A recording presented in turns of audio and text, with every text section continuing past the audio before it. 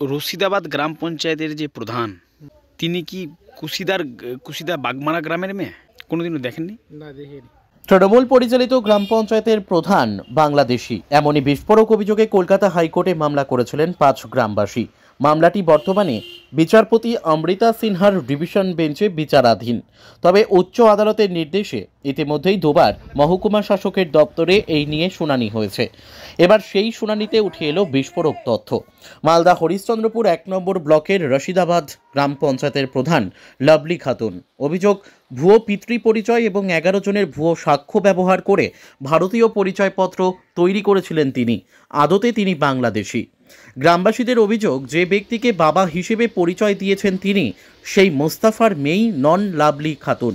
এমনকি 11 জন সাক্ষীর বয়ানে যে স্বাক্ষর রয়েছে তাও জাল।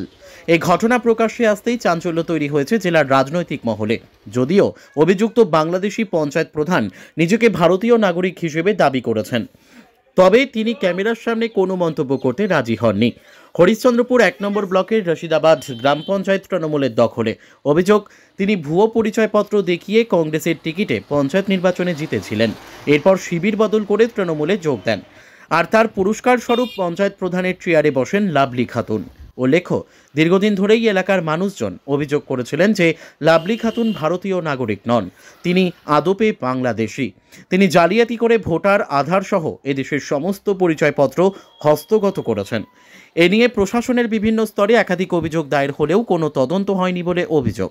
তাই শেষ পর্যন্ত এলাকার 5 বাসিন্দা বিষয়টি নিয়ে কলকাতা হাইকোর্টের দ্বারস্থ হন। মালদা থেকে বিশ্বজিৎ মণ্ডলের রিপোর্ট, এস নিউজ বাংলা। কিন্তু আপনারা তো সাক্ষীদের নাম দিয়েছেন, আপনাদের গ্রাম থেকে 11 জনের নাম আছে। আমাদের সাক্ষী কাগজ পেপার কিভাবে নিয়েছে আমরা জানি না। আপনারা জানতেন না? না, জানি না। আপনাদেরকে ডেকেছিল বিডিও অফিস, এসডি অফিস? হ্যাঁ, ডেকেছিল, নোটিশ এসেছিল আমাদের এখানে। গিয়েছিলাম ওখানে অফিসে। কি জিজ্ঞেস করেছিল? জিজ্ঞেস করেছিল এটাই যে মুস্তফার কি বাংলা কি লাভলি খাতুন মেয়ে, ওর কি নিজের মেয়ে হয় কি না। তো আমরাও তো কিছু জানি না। আমরা জানি ওর 2টা ছেলে 1টা মেয়ে জানি। লাভলি খাতুনকে কোনোদিনও দেখেছেন গ্রামে এলাকায়? না, দেখিনি। কোনোদিনও দেখেন না, না। নাম কোনোদিনও শুনেননি? মুস্তফাটা তোর জানে ওকে, মানে কি বানিয়েছে মুস্তাফাকে? মুস্তফাকে ওই বাবা বানিয়েছে। তো ওর কি মেয়ে অরিজিনাল ওনার? না, অরিজিনাল মেয়ে না, ওর 1টা মেয়ে 2টা ছেলে।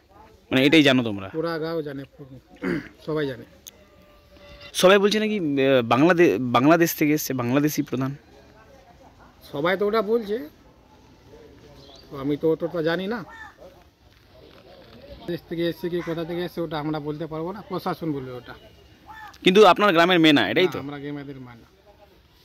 এইটাকে বলেছিলাম আমরা ওখানে, আমাদের আধার কার্ড আছে, ভোটার কার্ড আছে, আমাদের ওখানে সব নকল আছে। আমি সাইন তো করি, তো আমার অত সাইন ভালো না, আমার একটু টেরা ভাগা হয় সাইন।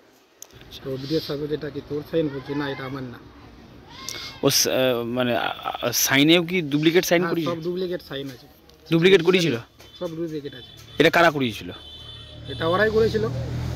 আচ্ছা। আর আমাদের পেপার মিলেছে, আমরা এটাও জানি না। আপনারা জানতে চাননি যে কিভাবে আমাদের ডকুমেন্টে সাইন হয়ে গেল, আমাদেরকে সাক্ষীতে নাম দিয়ে দেওয়া হলো? ওটা জানতে চাইছিলাম আমরা। কি বললো তারপরে? বলেনি কিছু। আপনার ডকুমেন্ট চুরি করে এইভাবে ঘটনা ঘটিয়েছে?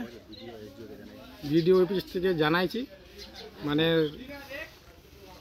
দিয়েছি আমাদের ডকুমেন্টস কীভাবে নিয়েছে না নিয়েছে, আমার সব জালি আছে। সিগনেচারও জাল করেছে? সব জাল, কোনো অরিজিনাল নেই, সব ডুপ্লিকেট করে দিয়েছে। মানুষ দিন খাটি দিন খাই, এতটুকু আমরা জানি না। আমাদেরকে ফেঁসে দিচ্ছে, ফাঁসানো হচ্ছে, জবরদস্তি হচ্ছে। এটা লাভলি খাতুনই ফাঁসাচ্ছে আপনাদেরকে? তাহলে আপনারা কি চাইছেন এখন? আমরা চাইছি এখান থেকে, মানে এই সব থেকে মানে মুক্তি চাইছি, যাতে আমাদের সব যদি ঠিকঠাক হয়ে যায়, যাতে না হয় আমাদের যাতে নোটিশ ফটিশ যেহেতু যাতে না আসে। হ্যাঁ, রিয়াজ আলম। বাড়ি কোথায় আপনার? কুশিদা কোথায়? কুশিদা পশ্চিমপাড়া।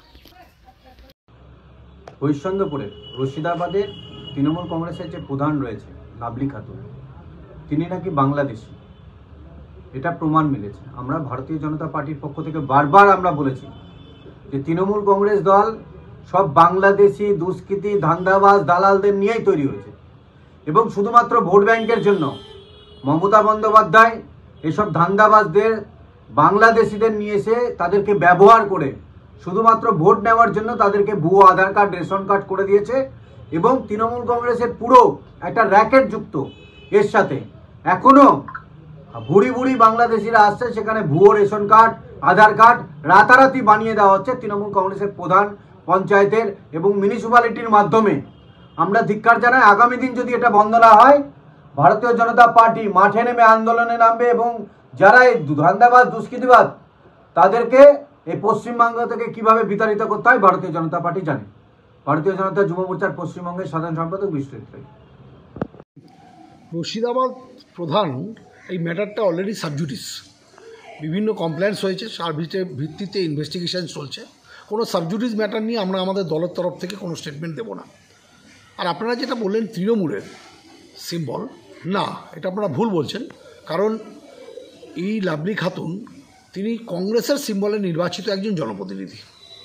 আর লোকাল লেভেলে কোন সিট মহিলা রিজার্ভ আছে, কোন সিট শিডিউল কাস্ট রিজার্ভ আছে, কী কারণে প্রধান, সেটা তো ধরেন লোকাল লেভেল লোকাল যারা নেতৃত্ব আছেন তাদের সাথে কথা না বলে আমরা এটা বলতে পারবো না, এটা আমাদের বলা উচিত না।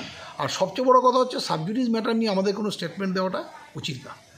আর অনুপ্রবেশ নিয়ে আপনারা যেটা বলছেন, অনুপ্রবেশকারী এই ম্যাটারটা দেখা উচিত স্বরাষ্ট্র দপ্তরের।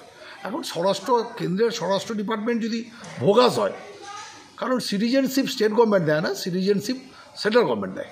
তো সেখানে যদি এই ভোগাস গভর্নমেন্ট বর্ডার দিয়ে কে আসছে কে যাচ্ছে সেটা যদি সঠিকভাবে পর্যবেক্ষণ না করেন, সঠিকভাবে নিয়ন্ত্রণ না করেন, তাহলে বিজেপি শুড অ্যান্সার হোয়াই অনুপ্রবেশ is going on, why the infiltration is going on.